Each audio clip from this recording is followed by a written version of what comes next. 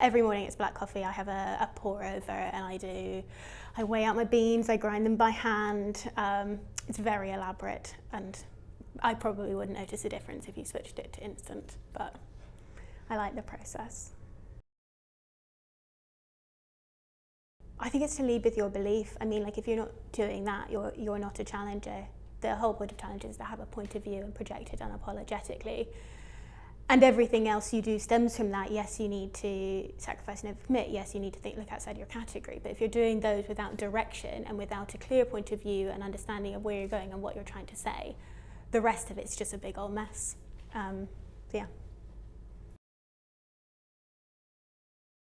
With the pandemic and sort of the explosion in e-commerce, I think things I'm really interested in are the way that different companies are challenging sort of our perceptions and sort of our perceptions of delivery and the associations we have with convenience. So a brand I'm really interested in for 2021 is called Olive. They're really new. I think they launched this year, and they're based in the US, and what they do is essentially consolidate your shipping orders. So if you've shopped at sort of 5 different companies online, what they'll do is take all those packages, put them into one reusable box, which they'll deliver to you on a specific day every week. So you get all your parcels at once on a day that you know when it's going to arrive, and it's in completely reusable packaging. And so if you want to return anything, you just put it right back in the box and they pick it up the following week.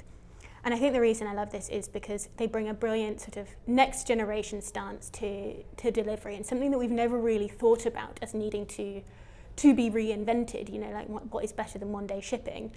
And they're great at positioning, you know, these tech giants as behind the curve for not actually thinking about better ways to do this. So instead of using all this packaging and energy and sort of carbon emissions to send you stuff as soon as possible, they're rethinking what convenience means and thinking actually it's more convenient to have everything come at once on a day that you know, when you know you're going to be in, and to have it come in reusable packaging that you can then just send back. And I think, yeah, it's a really interesting way of challenging our perceptions and assumptions around what convenience is, and that we're all, you know, every sort of brand person is taught to deliver on convenience and this notion of being, you know, Uber's children, and we want convenience at all cost.